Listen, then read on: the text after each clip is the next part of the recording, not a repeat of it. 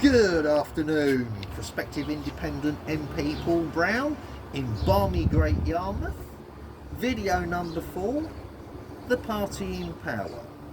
Now, we've had a Conservative government for a very long time, since 2010. And for the first, I'm going to go with 9 years because I'm only going to look properly at the last 5 years of the government. But in the first 9 years of the government, we had austerity, we had David Cameron and Theresa May, who had a Brexit deal. Then, of course, in 2019, we had an election where Boris Johnson got in under the banner of getting Brexit done and his ready-made deal, which coincidentally happened to be worse than the deal Theresa May had originally proposed. We won't stick with Boris too long, because obviously after locking us down whilst partying, the rules didn't apply to him, so we had a new leader, mighty Liz Truss. Leader for less than 51 days, shortest premiership in history, and demonstrably killed the country. So bad that even the Tories that voted for her, because we as electorates didn't, threw her out. And then of course we get Rishi Sunak. That's a brief history of where we stand at the moment and why we stand there. Now, Rishi Sunak, the leader of the Tory party and our current Prime Minister, during his campaign speeches has been saying an awful lot about the war in Ukraine pushing up prices of utilities, okay, and the people now suffering because of the furlough scheme during COVID.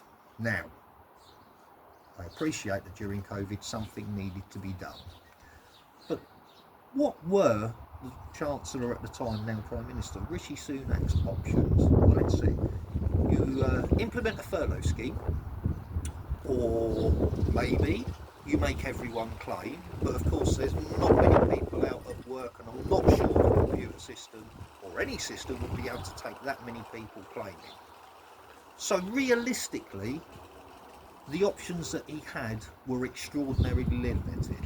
So claiming that it was his success when really, what was the alternative? But, you know, I'm willing to give him a little bit of leeway because I do understand it has to be paid for.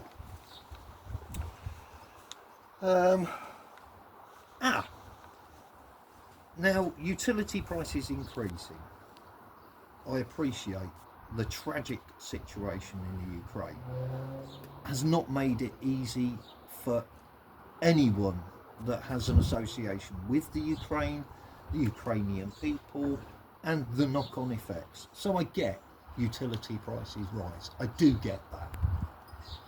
What, however, I don't get is why standing charges are rising. They're a fixed rate.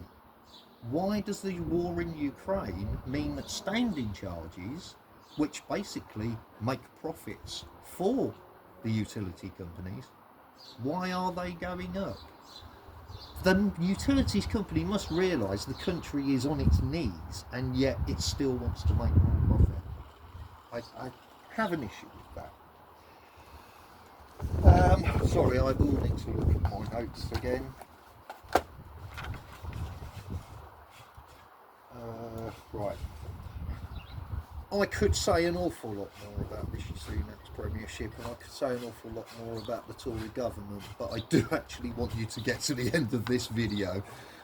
So I will just now concentrate on Jeremy Hunt, the Chancellor of the Exchequer, in charge of our finances.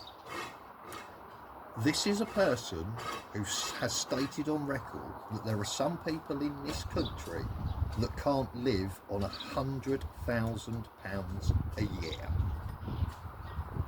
Which is galling when you consider that if you worked full time, say 37 hours, on minimum wage, it would take you 4 years not to reach £100,000. Now, I'm sure there are people in this constituency, and I'm sure there are people up and down the country that would potentially agree with that.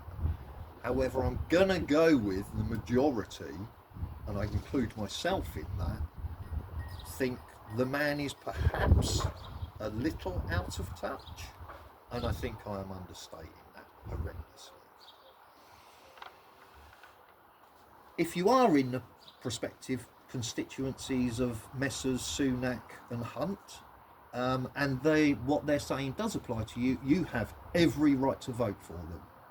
If that is your thinking and that's what's affecting you, I would not put anyone off voting for who they think is right for them. I'm just trying to put from my perspective as a person working full-time in Great Yarmouth that for me that doesn't apply. Yeah. And I'll just leave you with this thought.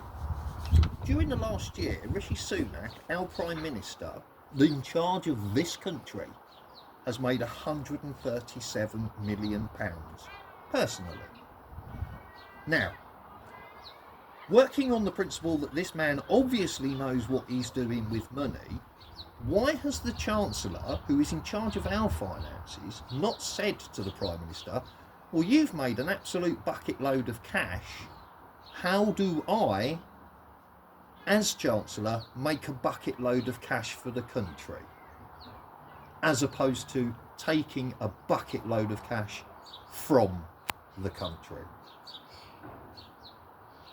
I've been Paul Brown. I still am Paul Brown. I will always be Paul Brown.